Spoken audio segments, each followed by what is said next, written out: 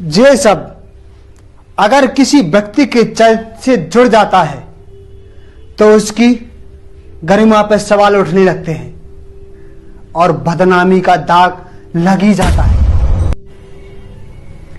किसी व्यक्ति के जेल जाने के बाद उसे घेरा या संदेह की निगाह से देखा जाना लाजमी है। जेल जाने के विविध कारण हो सकते हैं और कभी कभी उद्देश्य भी हो सकते हैं। व्यक्ति दुराचारी, भ्रष्टाचारी, दुष्कर्मी, चोरी वाला भी जेल जाता है और ऐसे व्यक्ति से घेरा करना या उसकी बेगुनाही पर संदेह करना स्वाभाविक है।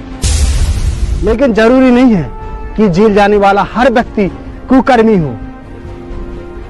कुछ लोग परमार्थ और समाज सुधार के उद्देश्य को पूरा करने के लिए भी जेल जैसी प्रताड़ना स्वीकार करते हैं।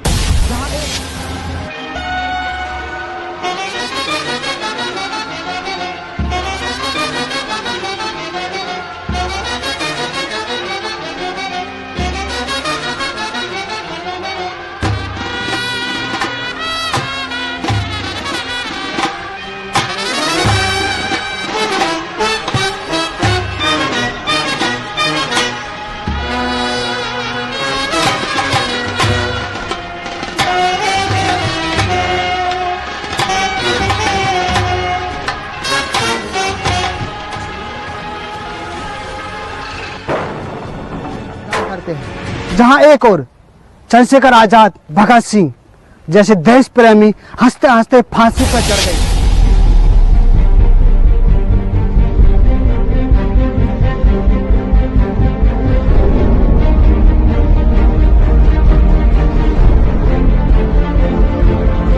तो वहीं दूसरी ओर महात्मा गांधी जैसे राष्ट्रपिता भी जेल काटकर परमार्थ में जेल जाने की मिसाल कायम कर गए।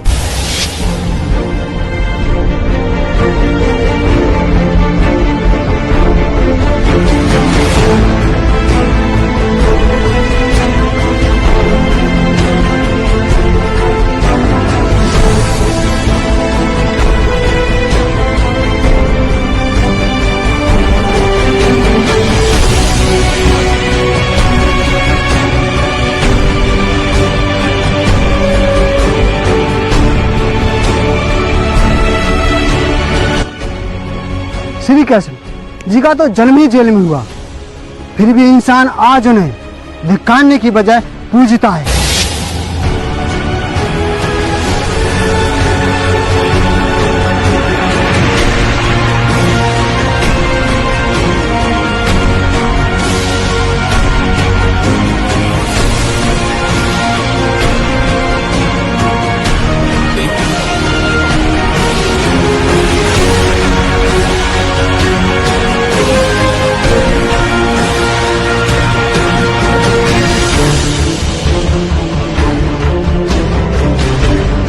ईसा मसीह ने सत्य कहा तो उसी जनता ने उन्हें सूली पर टांग दिया और वर्तमान में उन्हें सन ऑफ गॉड कहकर संबोधित किया गया। एक विदेशी व्यक्ति निकोलस ने शोध में पता लगाया कि धरती घूमती है, तो इसी जनता ने उन्हें झूठा साबित करके फांसी पर लटका दिया। लेकिन कुछ समय पश्चात जब यह बात सत्य साबित हुई तो इतिहास के पन्नों पर आज भी निकोलस का नाम सुनहरे शब्दों में दर्ज है। हकीकत तो यह है कि जब कभी भी किसी महापुरुष ने जनमानस में देवी सत्य को उजागर करके सच का आईना दिखाना चाहा, तो इसी जनता द्वारा ऐसे महापुरुषों को प्रताड़ित किया गया।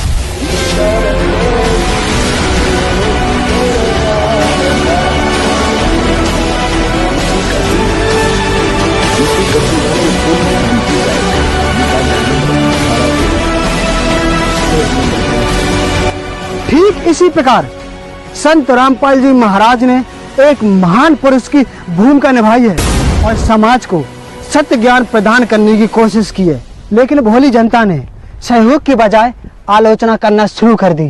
संत रामपाल जी महाराज का गुनाह सिर्फ इतना है कि उन्होंने संपूर्ण जीवन जनता की भलाई के लिए निछावर कर दिया। उन्होंने घर परिवार से सक्षम होते हुए भी अपना संपूर्ण जीवन जनता की भलाई के लिए सौंप दिया। क्या कहते मन तू चल रहे सुख के सागर, जहाँ शब्द सिंधु रत्नागर, रत्नागार, आगार माने डिपो, खान, वह सुख की खान है। सतलोक यानी जिसमें कि उस चीज का अभाव नहीं, कोयले की खान है, कोयला निकालने का अंत नहीं आता। कहते वो आगार है, डिपो है सुख का, सुख सागर। रत्न आगार, आगार माने रत्न यानी सुख रूपी रत्नों का भंडार है वो। फिर क्या बताते हैं, कोटि जन्म तन भर मत हो गए और कुछ नहीं हाथ लगा रे, कुकर सुकर खरबा बोरे कौआ हंस बगाए।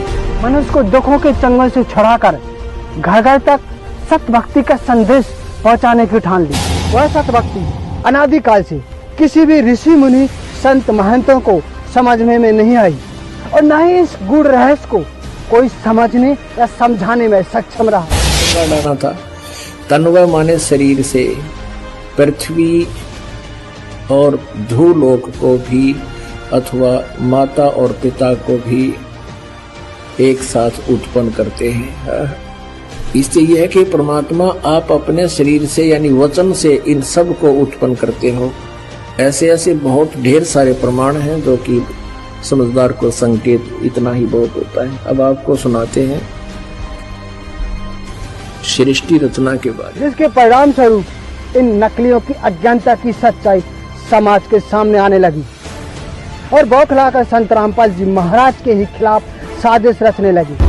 क्योंकि संत रामपाल जी महाराज ने पवित्र सदग्रंथों से खोल कर बताया है कि कबीर साहब ही भगवान है और ये गूढ़ रहस्य आज तक किसी को समझ में नहीं आया।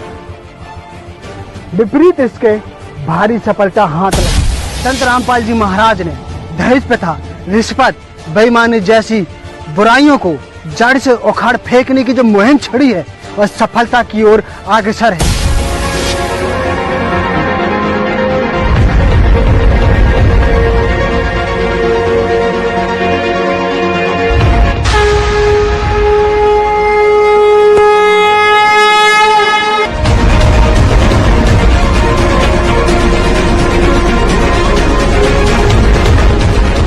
लाखों परिवार संत रामपाल जी महाराज से जुड़कर उनसे नाम दीक्षा लेकर अपना जीवन सफल बना रहे हैं। दोस्तों, आप भी संत रामपाल जी महाराज से जुड़ सकते हैं। साधना चैनल पर रोजाना रात्रि 7:30 से लेकर 8:30 तक उनकी मंगल प्रवचन देखकर आप उनसे जुड़ सकते हैं। और हाँ, संत रामपाल जी महाराज की एक प्रिय पुस्तक है जीने की राह, जो आप निःशुल्क मंगाकर पढ़कर अपना जीवन धन्य बना सकते हैं।